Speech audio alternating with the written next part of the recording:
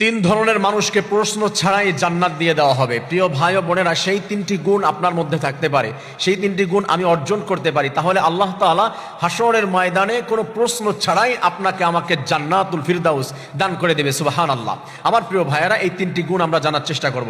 রাসূল করিম সাল্লাল্লাহু আলাইহি ওয়াসাল্লাম জানিয়ে দিয়েছে, বুখারী এবং মুসলিমের ভিতরে হাদিসটি এসেছে।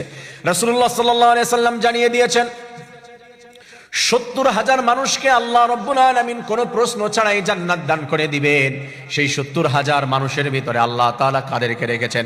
এরপরে রাসূল করিম সাল্লাল্লাহু আলাইহি ওয়াসাল্লাম তিনটি গুণ তাদের বর্ণনা করেছেন। এক নাম্বার গুণ হলো, যারা প্রশ্ন ছাড়াই জান্নাতের মধ্যে চলে যাবে, আল্লাহ তাআলা কোনো প্রশ্ন করবেন না, কোনো প্রশ্ন ছাড়াই ওই বান্দাগুলোকে আল্লাহ জান্নাত দান করে দিবে। এক নাম্বার হলো, যারা ঝাড়ফুঁকির উপরে বিশ্বাস করবে না, শুধুমাত্র ঝাড় ফুকের উপরে বিশ্বাস করবে না। কোন একজন কবিরাজ কিছু একটা পড়ে দিল, ফু দিয়ে দিল, এটার উপরে বিশ্বাস রাখবে এমনটি নয়। তারা বিশ্বাস রাখবে কেবলমাত্র শুধুমাত্র আমার সৃষ্টিকর্তা আল্লাহ রাব্বুল আলামিনের উপরে। যে ঝাড় ফুক, এই কবিরাজ, এইগুলো আমাদের কোনো ক্ষতি করতে পারে না, কোনো উপকার করতে পারে না, এই বিশ্বাস রেখে আল্লাহ তাআলার উপরে বিশ্বাস রেখে আগাবে। রব্বুল আলামিন জানিয়ে দিয়েছে, আমার ওই বান্দাগুলাকে আমি আল্লাহ হাশরের ময়দানে বলবো, যাও, তোমাদের কোনো কোশ্চেন নাই, কোনো প্রশ্ন নাই, তোমরা আমার বানানো জান্নাতে চলে যাও। দুই নম্বরে আল্লাহ রাব্বুল আলামিন যাদের নাম রেখে দিয়েছে, তারা হলো যে লোহা পুড়িয়ে শরীরের ভিতরে দাগ দেয় না। অনেকে আমাদের সমাজে অনেক ব্যক্তি আছে, ছেলে এবং মেয়ে, লোহা পুড়িয়ে শরীরের ভিতরে, হাতের ভিতরে সেক দেয়। সেক দিয়ে এখানে কোনো অক্ষর লেখে, কোনো একটা অক্ষর লেখে, ট্যাটু আঁকে বা অক্ষর লেখে, কোনো প্রিয় ব্যক্তির নাম লেখে। সে হচ্ছে মেসিকে অনেক ভালোবাসে, এই জন্য এম লিখে রাখে। সে হচ্ছে টি লেখে, কারণ হচ্ছে সে তানিয়াকে অনেক ভালোবাসে। কেউ হচ্ছে এস লেখে, সে হচ্ছে সুমাইয়াকে অনেক ভালোবাসে।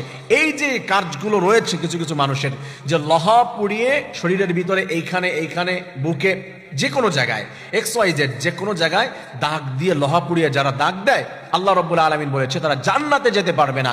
আর এই কাজগুলো যারা না করবে, কারণ আরবের যুগে ওই সমাজে এই কাজগুলো একটু বেশি ছিল, তাই রাসূল করিম সাল্লাল্লাহু আলাইহি ওয়াসাল্লাম জানিয়েছে, তোমরা যদি এই কাজগুলো থেকে বিরত থাকতে পারো, ও আমার উম্মতেরা শুনো, ও মানব মণ্ডলী শুনো, আল্লাহ রাব্বুল আলামিন তোমাদের হাশরের ময়দানে এই কাজগুলো থেকে বিরত থাকার কারণে বিনা হিসাবে জান্নাত দান করে দিবে। সুবহানাল্লাহ।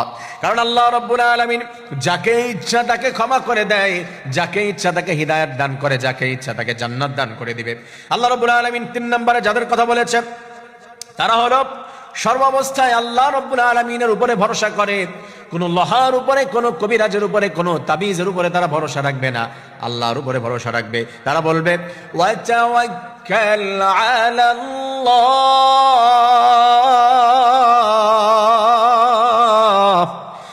ওয়াকাফা বিল্লাহি হাসিবা।